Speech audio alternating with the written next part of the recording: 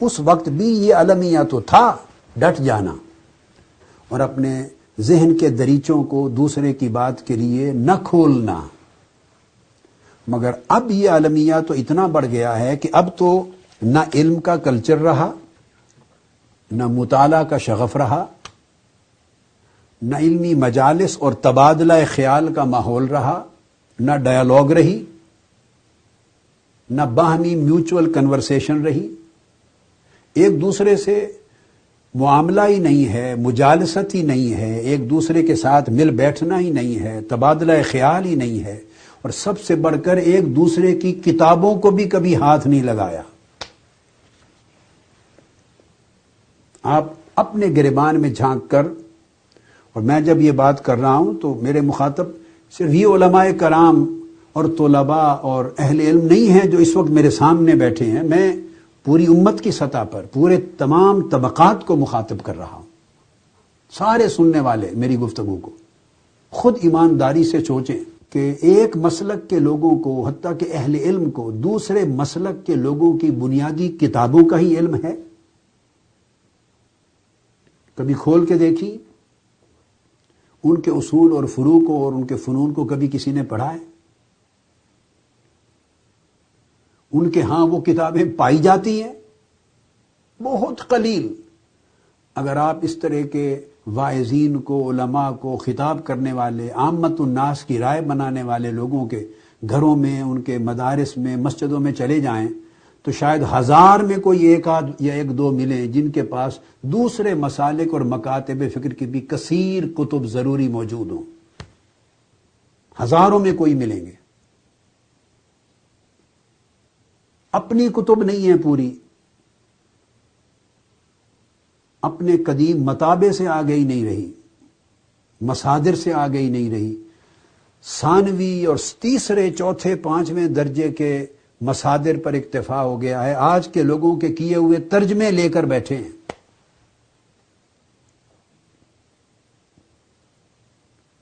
اور مطالعہ نہیں ہے۔ پھر اس کے بعد کیا مدارس میں ایک دوسرے کی کوئی کتابیں پڑھاتا ہے؟ میرا نقطہ نظر کیا ہے؟ اگر وہ بات مجھ سے نہ سنی جائے براہ راست، اور میرا نقطہ نظر ایک ایسا شخص بیان کرے جس کو میرے ساتھ عداوت ہے، اختلاف ہے، مجھ سے ملا ہی نہیں، مجھ کو براہ راست اس نے سنا ہی نہیں، مجھے پڑھا ہی نہیں، میری مجلس میں ہی نہیں بیٹھا، میرا شاگرد نہیں ہے، اس کا میرے ساتھ تعلق ہی نہیں، مخالفین میں ہے، معاندین میں ہے، متہمین میں ہے، اتہام اور تہمت لگانے والوں میں ہے۔ اگر وہ اپنی مجلسوں میں بیٹھ کر میرا نقطہ نظر بیان کرے گا کہ قادری صاحب کا عقیدہ یہ ہے، قادری صاحب کا نقطہ نظر یہ ہے، قادری صاحب کا خیال یہ ہے، وہ یہ کہتے ہیں، تو آپ اندازہ کر لیں اس بات میں کتنی صداقت ہوگی اور کتنی نیک نیتی ہوگی، کتنی ایمانداری ہوگی، اور اس کے کتنے اثرات برے ہوں گے۔ یہ طریقہ کار ہمارا پورے معاشرے میں علمی حلقوں میں چل رہا ہے۔ یہ ایک المیہ ہے، اجتماعی المیہ۔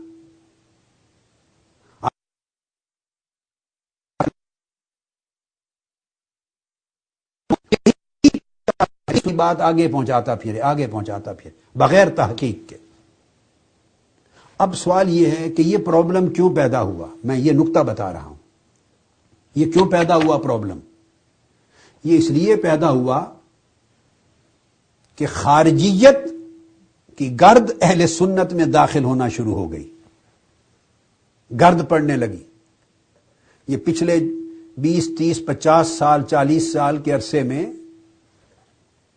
یزیدی فکر نے، خارجی فکر نے، بغض اہل بیت کے فکر نے طاقت پکڑی، اس فکر کے ہاتھ میں بندوقیں آ گئیں، اس فکر والوں کی زبانیں دراز ہو گئیں، پھیل گئے۔ انہوں نے اتنا پروپیگنڈا کیا،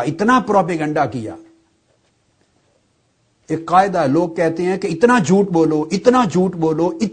بولو کہ اگر کوئی سچ بھی بولے تو وہ جھوٹا نظر آئے، جھوٹ کو اتنا پھیلا دو، ہر کان پر جھوٹ پہنچے، ہر کان پہ جھوٹ اتنا پہنچے، صبح و شام اتنا جھوٹ کا تذکرہ ہو کہ اب اس جھوٹے ماحول میں اگر کوئی سچ بات کہہ دے تو وہ سچا جھوٹا نظر آئے. یہ ماحول کریٹ ہو چکا ہے. اب اہل بیت کے خلاف، سیدنا امام علی مقام سیدنا امام حسین کے خلاف، ان کے فیصلہ سفر کربلا کے خلاف، ان کی شہادت کے خلاف، پھر یزید کے حق میں بالواسطہ اتنا پرزور طریقے سے ایک مہم چلی، اور شان صحابہ میں خطابات، یہ گوشہ حق کا تھا، یہ ایمان کا پہلو تھا. مگر اہل بیت کے مقابلے میں صحابہ کرام کو لا کے کھڑا کر دیا گیا. جیسے دوسرے مکتب فکر، شیعہ مکتب فکر نے صحابہ کرام کے مقابلے میں اہل بیت کو لا کے کھڑا کر دیا. دونوں سمت دین اسلام کے ساتھ دشمنی ہوئی، دین اسلام پہ ظلم ہوا، آقا علیہ السلام کی تعلیمات سے انحراف ہوا. دونوں سے بھی بعد میں آتا.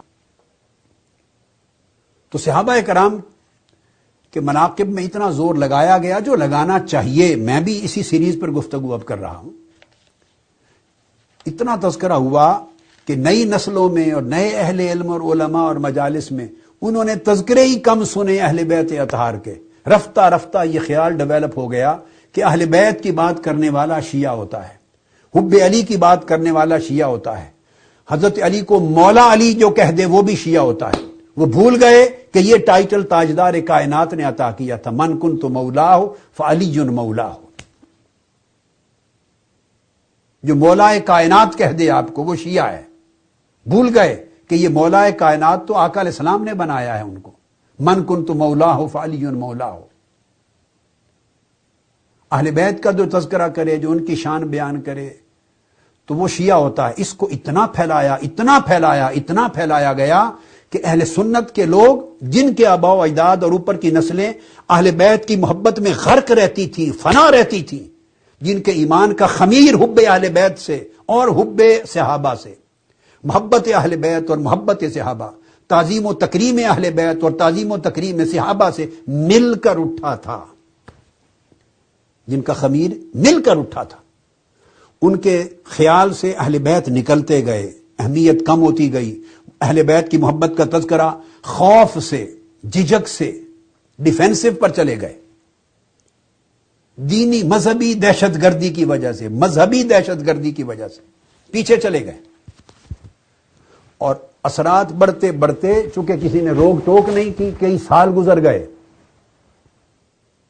نتیجہ یہ ہوا کہ یہ ذہن بن گیا کہ اب جا کے جب میں نے محسوس کیا کہ خارجیت کا غلبہ ہوتا جا رہا ہے عقیدہ اہل سنت پر، حب اہل بیت، تعظیم و تکریم اہل بیت، تمسک باہل بیت نکلتا جا رہا ہے، جو ہمارے ائمہ کا، اکابر کا، محدثین کا، اولیاء کا، صوفیاء کا، سلاسل طریقت کا شیوا تھا، نکلتا جا رہا ہے. تو میں نے پچھلے 10 سال کا عرصہ کم و بیش یا اس سے زائد میں نے اس محاذ پر کام کیا. یہ ایک صورت ہوئی. اب دوسری سمت یہ رد عمل ہوا ہے. میں اب اہل تشیع کو کہہ رہا ہوں، اب ان کی طرف مخاطب ہوں. ایک زمانہ تھا جب صحابہ کرام کو مجالس میں، ٹی وی پر، خطابات میں اس طرح کھلے عام نام لے کر سب و شتم اور گالیاں نہیں ہوتی تھی. یہ باتیں کتابوں کی حد تک مناظر لوگ لکھتے تھے اور ان کی روایات میں ملتا تھا، مگر مجالس میں ایک رواداری تھی، ایک محبت، احترام تھا، ادب تھا. مجھے میرے والد گرامی رحمت اللہ تعالی علیہ خود بتایا کرتے تھے، جب وہ 30s کا زمانہ انہوں نے پورا جب لکھنؤ میں گزارا، 10 سال لکھنؤ میں پڑھے، فرنگی محل میں، دارالعلوم فرنگی محل میں، اور پھر اس کے بعد حیدرآباد دکن کے علماء سے، دہلی کے علماء سے، اور وقتاً فوقتاً کانپور اور سہارنپور اور دیگر مقامات پر بھی تشریف لے جاتے. مگر 10 سال وہ لکھنؤ کے فرنگی محلی مکتب فکر، یہ ان کا علم کا مکتب فکر تھا. جب پڑھے تو مجھے انہوں نے خود فرمایا، وہ راوی ہیں، میں خود گواہ ہوں، فرمایا کہ بیٹے لکھنؤ جیسا شہر، آپ کو پتا ہے کہ جو مرکز تھا